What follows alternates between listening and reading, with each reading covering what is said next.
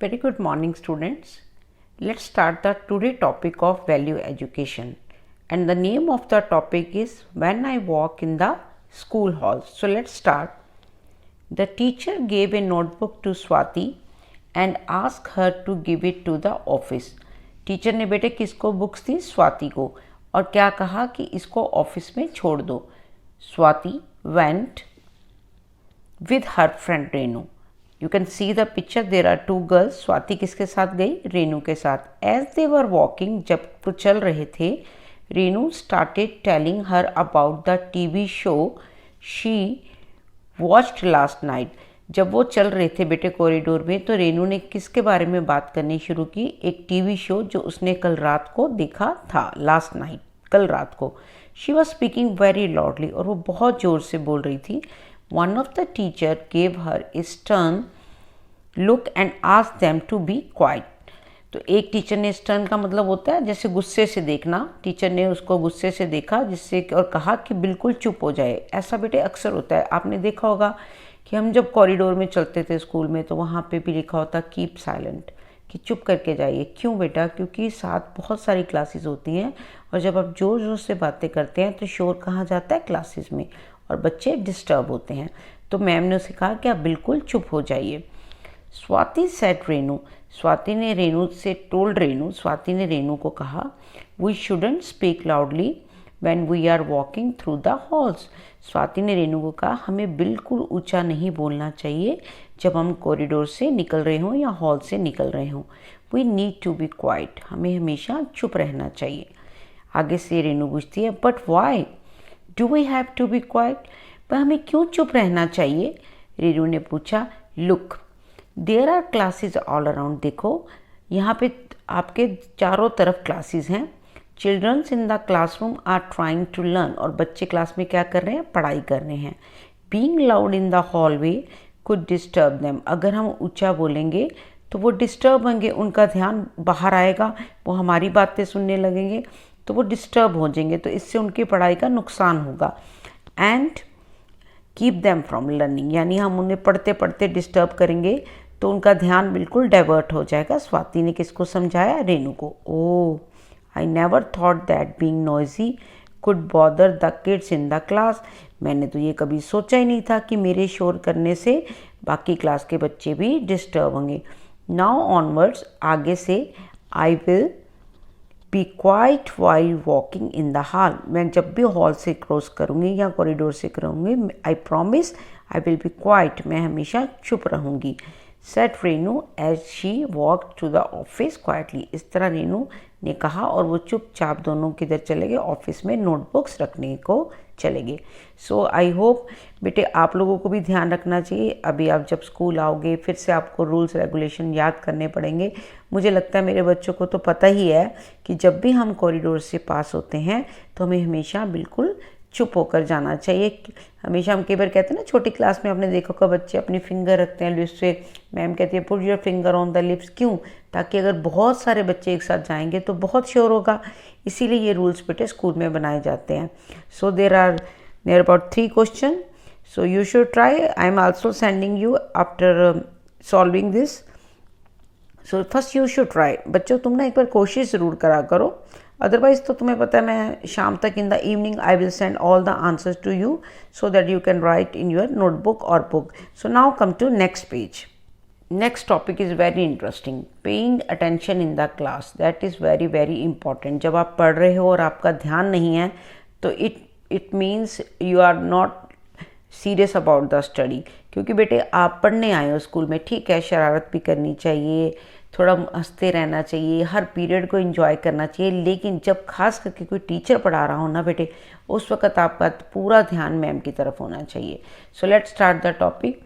Today we are going to learn about different seasons. Pay attention because I will be asking you all some question later. ये अक्सर आपकी teacher online classes में भी कहती हैं कि बेटा ध्यान से टॉपिक को समझो, क्योंकि बाद में मैं इसी से रिलेटेड आपसे क्वेश्चन भी पूछूंगी. तो कहाँ आज कौन सा टॉपिक होना था? सीजन्स के बारे में बात हो रही थी. तो मैम ने कहा कि बिल्कुल ध्यान से सुनो, क्योंकि इसके बाद मैं इससे रिलेटेड क्वेश्चन पूछूंगी.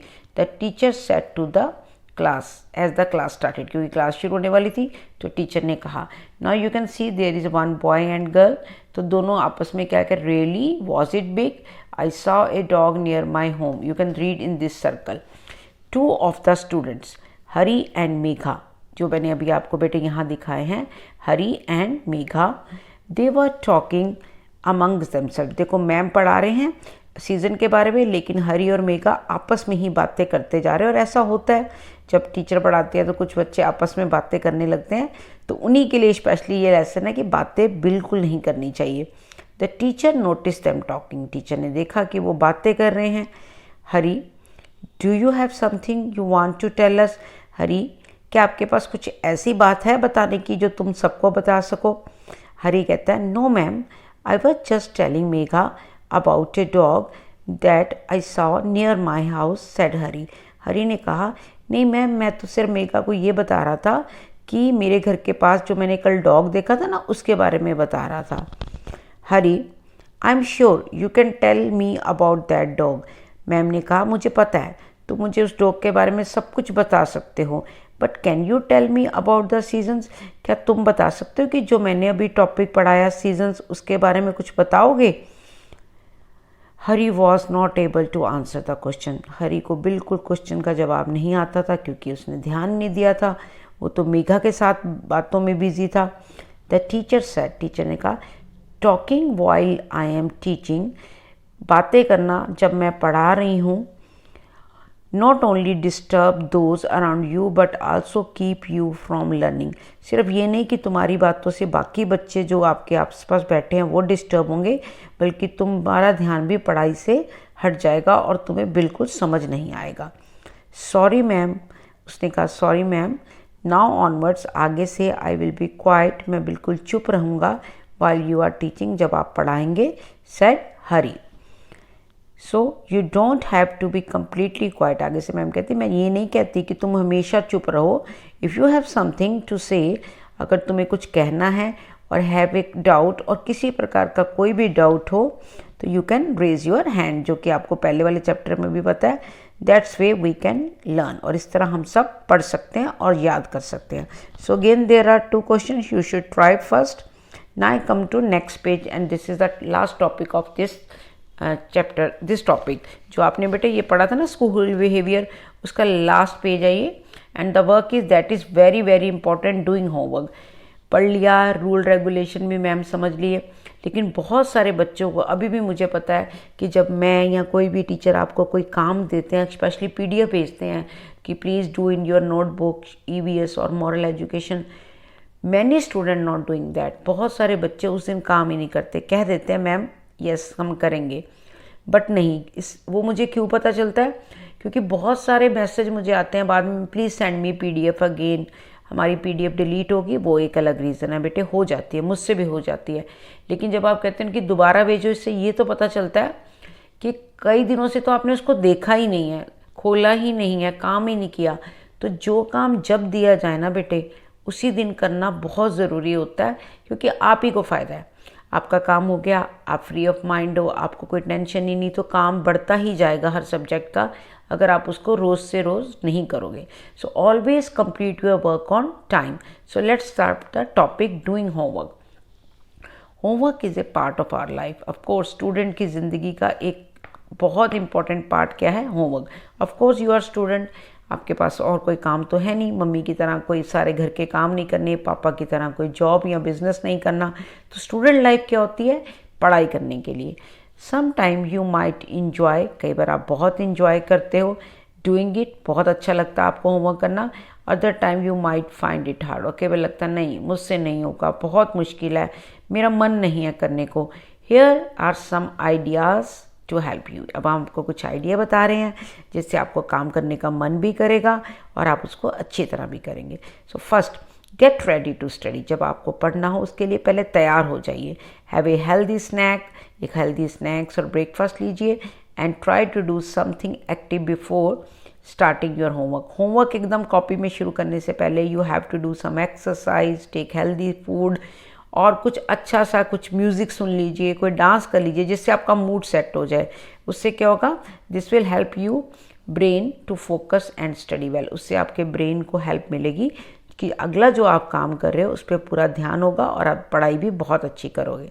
Find a good place to study, ये बहुत इंपॉर्टेंट पार्ट है, स्पेशली क्योंकि बेटे ऑफलाइन में तो आप सब क्लास में आते थे, आराम से टेबल चेयर पे बैठते थे, लेकिन ऑनलाइन क्लासेस में अभी तक there about 6 months already gone, अभी भी बहुत से बच्चे बेड पे बैठे होते हैं, जबकि आपको लगता है नहीं we are in a relax mode. Bed is for relaxing, आप बेड पे बैठते हो, वो आपका गुड प्लेस नहीं है स्टडी का। हमेशा स्टडी बेटे टेबल चेयर पे ही लेनी चाहिए, उससे क्या होता है आप एक्टिव रहते हो, स्मार्ट रहते हो, और आपको एक लगता है कि ये मेरी पढ़ाई का एक जगह है जहाँ मैं पढ़ना है मुझे। बेड किसके लिए होता है? सोने के लिए होता है। तो please after this video try to change your place, अपने बेड से उठकर सुबह टेबल चेयर या सोफ़ा या डाइनिंग टेबल की चेयर पे आएँ और तब क्लास ज्वाइन करें। Find a quiet place away from the noise as so you can focus, हमेशा एक ऐसी जगह ढूंढिए जहाँ पे बिल्कुल शांति हो, शोर नहीं हो, ताकि आपका ध्यान मैम की बातों में रहे। ये हमेशा हम कहते हैं। Stay away from anything that might grab your attention like a smartphone और टीवी, और स्मार्टफोन और टीवी को बिल्कुल दूर रहिए उससे, क्योंकि उससे क्या होता है बेटे, अगर टीवी चल रहा होगा तो आपका ध्यान ऑटोमेटिकली वहाँ जाएगा, या आपके पास मोबाइल होगा, थोड़ी देर में आपको लगेगा चल छोड़ो काम, थोड़ी देर हम वीडियो देख लेते हैं, गेम खेल लेते हैं। तो जब पढ़ने लगते हो ना बेटे, इन दो चीज़ों से दूर रहना। Next, do one bit at a time. Do one bit at a time का मतलब होता है कि एक समय में एक ही काम करना। If there is a lot to do, break your homework into smaller bits and create a list. मान लीजिए आज आपको बहुत सा काम मिल गया है, तो आपने क्या करना है, you have to take one notebook और उसमें लिख लीजिए इतने बजे मैं ये वाला काम करूँगा, फिर ब्रेक लूँगा, फिर उसके बाद थोड़ी देर बाद ये वाला काम करूँ। इस तरह आपको एक अपना ब्रेक करना होमवर्क को स्मॉलर में एंड क्रिएट ए लिस्ट, कि इस तरह मैं ये काम करूँगा। सपोज करो ईवीएस के बहुत सारा काम मिल गया है, ज़रूरी नहीं बेटा कि आपको एक ही दिन में 7 क्वेश्चन लिखने हैं। आप पहले आराम से दोपहर को 2 लिख लीजिए, फिर ब्रेक लीजिए, फिर शाम को 2 और लिख लीजिए, फिर रात को 2 राइट 2 मोर। सो इस तरह आप अपना काम कंप्लीट कीजिए। Once you have ticked something off, जब आपका एक काम हो जाए तो उसको टिक कर लिया कि I have done this now. Reward yourself with a quick break. Break आपको बहुत ज़रूरी है लेनी जब काम बहुत ज़्यादा हो, इससे भी आपका इंटरेस्ट क्रिएट होगा।